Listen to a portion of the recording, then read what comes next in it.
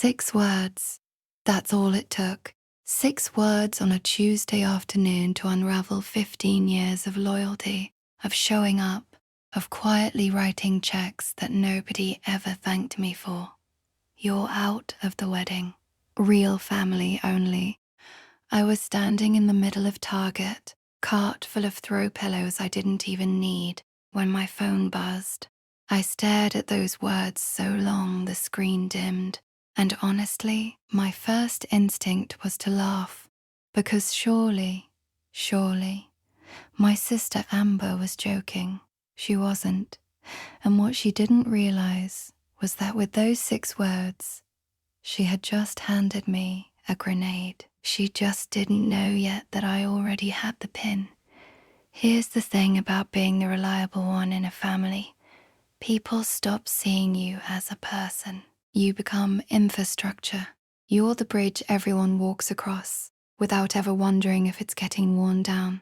I had been that bridge for Amber my entire adult life, covered her tuition shortfalls, co-signed on her first apartment, quietly handled the credit card situation 2 years ago that she swore she'd pay back. I never brought it up, never held it over her head. That wasn't the kind of person I wanted to be.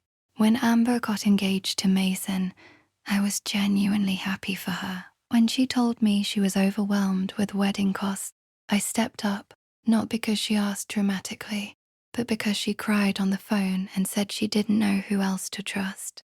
So I paid the catering deposit, $4,200, booked the DJ for $1,500, handled the florals, $2,300, put down $1,000 on the photographer, all in my name, all from my account.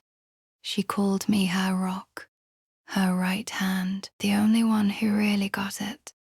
That was 6 weeks before she texted me, I wasn't real family. When I opened the group chat, the one with cousins, aunts, her bridesmaids, our mom, I found an audience already forming around her little announcement. One of her bridesmaids, Alyssa, had dropped a laughing emoji. Then Amber added, "Let's keep the drama out of my day. Sophie's just not really part of this anymore." A cousin, bless her, actually pointed out, "Didn't she just pay for your dress fitting?" Amber's response, "Oh yeah, but that's cancelled too. She can take her charity back."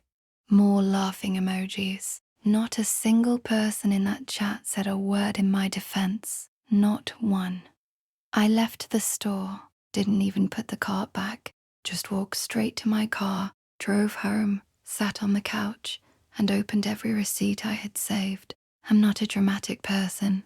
I don't post angry things online. I don't make scenes. When I get hurt, I usually just go quiet and figure it out alone. But something about sitting there reading, "She can take her charity back," in a group chat with 32 people in it, something just snapped clean. I typed 4 words into the group chat.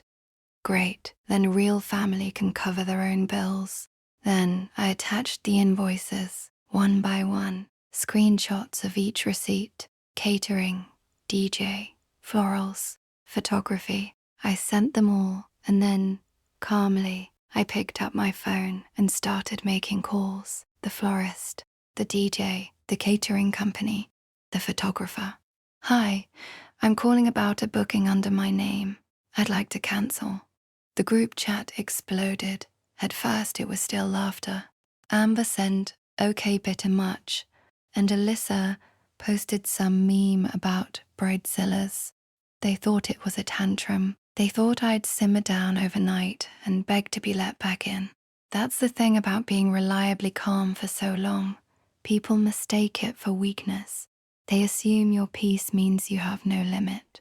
They forget that still water can be very, very deep. I woke up to 47 unread messages.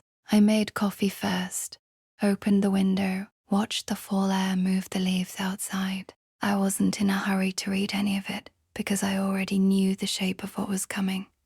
When I finally opened the chat, the tone had turned completely. The jokes were gone. "Amber, you're kidding, right? You seriously cancelled the vendors?" That's low, Sophie, even for you. Then my mom, you need to fix this. She was stressed. She didn't mean it. You don't cancel someone's wedding out of spite. Out of spite. I sat with that phrase for a minute. I hadn't screamed, hadn't insulted anyone, hadn't even been sarcastic. I simply removed the financial support that no one had ever bothered to acknowledge in the first place. And suddenly, I was the villain. Then Amber sent the one that actually got to me. You were always jealous I was getting married first. You never wanted this to happen for me. It didn't sting because it was true. It stung because she meant it. She had actually constructed a version of events in her head where my years of helping her were secretly motivated by envy, where I was the threat and she was the one suffering. That's when I understood something important. This wasn't just an argument. This was a window into how she had always seen me. Not as her sister, as competition she'd been tolerating. My dad called that afternoon. He never calls. I thought, finally, someone's going to see this clearly. Instead, the first thing he said was, "Did you really sabotage your sister's wedding?" Sabotage. That was the word he used. I explained calmly that I had simply stopped paying for a party I'd been removed from. He told me I was being petty. I didn't respond. I just sat there on the phone in silence until he stopped talking. That night, I sent one last message to the group chat. Just 5 words. Wait for your wedding gift. Nobody replied. I put my phone down and went to work on something that had been sitting quietly in the back of my mind since the whole thing started. The thing about being the sister who fixes things is that you know things. You're trusted with secrets because you've proven you'll keep them. I had kept a lot of Amber's secrets, but there was one I'd filed away not as a weapon. I want to be clear about that, but as something I genuinely didn't know what to do with. New Year's Eve, about 8 months before the wedding, I was staying over at her place and went looking for a phone charger in her room. The door was cracked. The light was low. I fumbled with my phone trying to find the flashlight and accidentally hit record. 22 seconds of footage. Amber and a man named Kyle.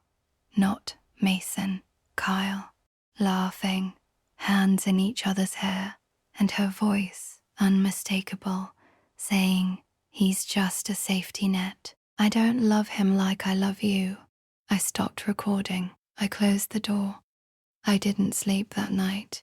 In the weeks after, I told myself it wasn't my place, that people were complicated, that maybe it was over, maybe she'd confessed, maybe Mason knew, and they'd worked through it. I convinced myself that keeping quiet was the compassionate choice, and maybe it was then.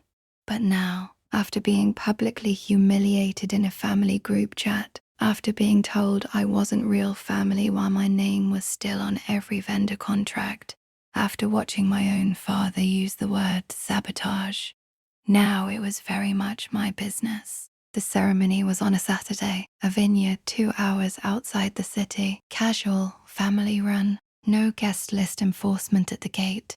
Amber probably figured I'd never show up after everything. She underestimated how calm I actually was. I wore navy blue, not flashy, just enough to look like I belonged. I brought a card, a small white envelope I slipped into the gift box near the guest book. Inside, I wrote 6 words. Hope you enjoy the memories. I stood near the back during the ceremony, didn't speak to anyone. Most of the family was near the front. Parents, grandparents, aunts and uncles, cousins. I watched them from a distance like a stranger at someone else's life. Amber looked beautiful. I'll give her that. Her dress was stunning. The archway was wrapped in soft faux vines. She was smiling that enormous practice smile she'd been rehearsing on Instagram for months. Mason looked happy, genuinely nervous in that way people are when they're about to do something they believe in completely. I felt sorry for him then. Not pity, Real quiet sorrow. He had no idea. When the officiant reached the final vows, I opened my phone. The video was already queued. I hit send. It went to the entire family group chat. Every cousin, every aunt and uncle, every grandparent, and Mason. I watched the exact moment the buzz hit his pocket. He glanced down. Just a flicker. Then Amber saw him look. Her smile twitched, just barely, but I was watching closely. Then phones started lighting up, one by one, across the vineyard. I could see the ripple moving through the crowd, confused looks, whispered questions. Someone pulled their phone out, then someone else, then my aunt, then Cousin Lindsay. Mason held up one hand, stopping the officiant mid-sentence. He turned to Amber and said something quiet. I couldn't hear it. He held the phone screen up toward her face. She grabbed for it. He pulled it back. Then he looked out into the crowd, and he found me. I walked forward, down the center aisle, all the way to the altar. I didn't raise my voice. I didn't perform. I just said what needed to be said. You all need to know who my sister really is. Nobody moved. Nobody interrupted. What came next is still blurry at the edges in my memory. Amber lunged. The officiant stumbled sideways. She was screaming something I couldn't fully parse. Threats, accusations, I'm not sure. But before she reached me, Mason stepped between us. He caught her by the arm. She turned on him, and he just stood there, completely still, holding her wrist, like she had become a stranger in a single moment. He asked her 2 words. Is it true? She collapsed into crying. Not graceful crying, real, ugly, unraveling crying. I'm sorry. It was just once. It didn't mean anything. But Mason had already stopped listening. He watched the video one more time, handed it back, and walked away. Not just away from the altar, away from the vineyard entirely. He got in his car and drove off without looking back. Amber sank onto the grass. Bridesmaids rushed to her. My mom ran past me without making eye contact. I walked back to my car. I didn't look at anyone. I turned my phone off before I even left the parking lot. When I turned my phone back on that night, I expected fire. What I got was something heavier. That particular kind of silence that sits on top of chaos. 36 missed calls, mostly my mom. A few from numbers I didn't recognize. Relatives suddenly discovering they had opinions. One voicemail from Amber. I deleted it without listening. The group chat I'd left was a war zone. I could only partially see through screenshots people sent me directly. Reactions were all over the map. Uncle Ray calling it a disgrace. Cousin Lindsay saying she always knew something was off about Amber. Cousin Maria insisting it was a private matter and I had no right. And my dad, his message stood above all of them. We will not tolerate this kind of public humiliation in this family. Not Amber's cheating. Not what she'd said about her fiancé being a safety net. Not the lies she'd been telling to everyone for who knows how long. No, the problem, according to my family, was that I'd exposed it where people could see. The embarrassment was the crime. The truth was just the weapon I'd used. Private messages started rolling in. Some were angry, some were confused. One was from Cousin Jess. You okay? I stared at that one for a long time. It was the first message from anyone that wasn't asking me to fix something, justify something, or disappear quietly. I didn't reply. I didn't have the energy for sympathy. I just wanted to be left alone. By the end of that week, I had blocked Amber's number, left the family group chat, and deleted every voicemail without listening. My mom texted once more. We raised you better than this. She's your sister. You were supposed to protect her. Protect her. I had spent 15 years protecting her from her own financial disasters. from consequences she'd earned, from the truth of her own behavior. And the moment I stopped, the moment I let the truth stand on its own, I became the one who needed to be dealt with. They told me not to come to Thanksgiving. I typed back 4 words. Don't worry, I won't. Then I left the chat, put my phone face down on the kitchen counter, and sat in the silence for a very long time. The weeks that followed were strange in a way I hadn't anticipated. I expected guilt. I'd been bracing for it. That wave of, what have I done, that usually comes after something irreversible. But it didn't come. What came instead was something harder to name. Not emptiness exactly, but a kind of hollowness where a lot of noise used to be. About a week after the wedding, my phone rang from an unknown number. I picked up, thinking it was work. It was Mason. He thanked me, simply, quietly. He said he'd watched the video 10 times that night, not because he disbelieved it, but because he couldn't understand how he'd missed it. He said it explained so many things he'd been confused by.